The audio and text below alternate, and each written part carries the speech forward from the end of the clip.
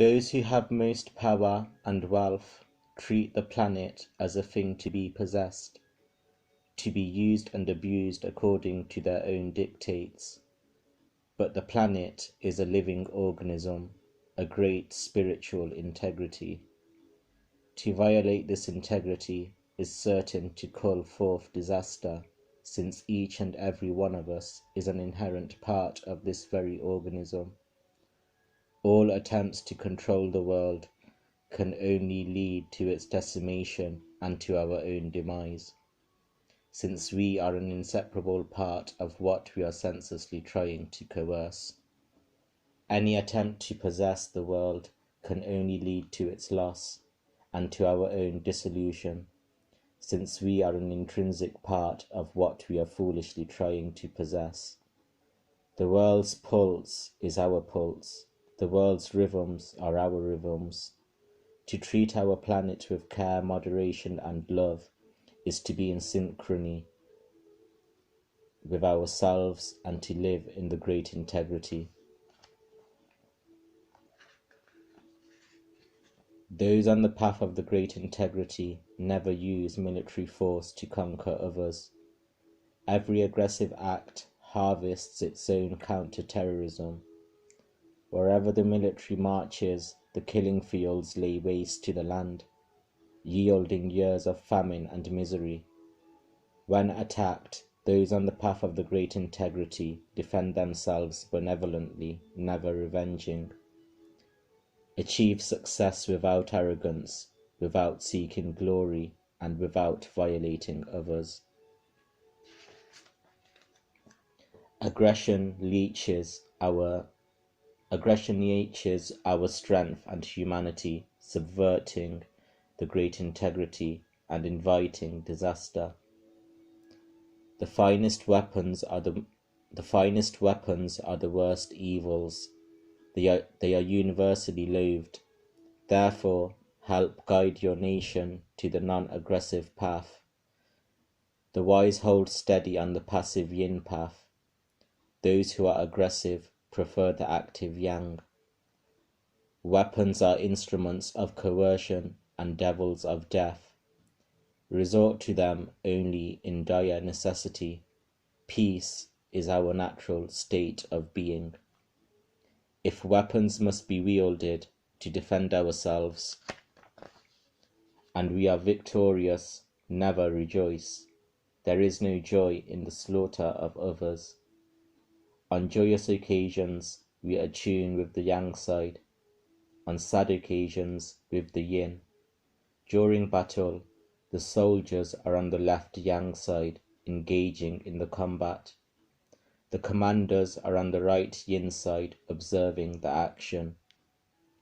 After the battle, the soldiers who have slain others move to the yin side and mourn, while the commanders now on the yang side are celebrating victory, even though it is a funeral. Although the great integrity is infinite, and therefore undefined, it is silent in its primal simplicity. Nothing is its superior. When humanity embraces the great integrity, all life on earth will be grateful. All yin and yang will be harmonized in the sweet daily dew, and peace will reign on the planet without anyone commanding it. When the primal simplicity atomized into 10,000 fragments, with their 10,000 names, our planet became endangered. Now are there not enough fragments? Is it not time to stop and return to the universal sea from which all streams emerged? To return to the great integrity is to obliterate the list of 10,000 endangered species. If you understand others, you are astute. If you understand yourself, you are insightful. If you master others, you are uncommonly forceful. If you master yourself, you have uncommon inner strength. If you know when you have enough, you are wealthy. If you carry your intentions to completion, you are resolute. If you find your roots and nourish them, you will know longevity. If you live a long creative life, you will leave an eternal legacy. The great integrity is unboundable as a flood. It cannot be manipulated this or that way. It is the very wellspring of life, always outpouring, never commanding. Although the source for every need, it is never demanding. It does its work silently and unpretentiously. All return to the great integrity as our liberating universal home.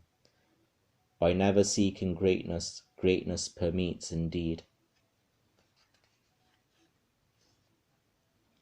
When you merge with the universe, the whole world is attracted to you, discovering through you its own security, peace, and good health. Passing guests may stop by, at first attracted to your savory food and inspirational music, but they might leave more deeply enriched than they could have anticipated, because the silent song of Tao is the ultimate music, and the infinite delicacy of Tao is the consummate nourishment.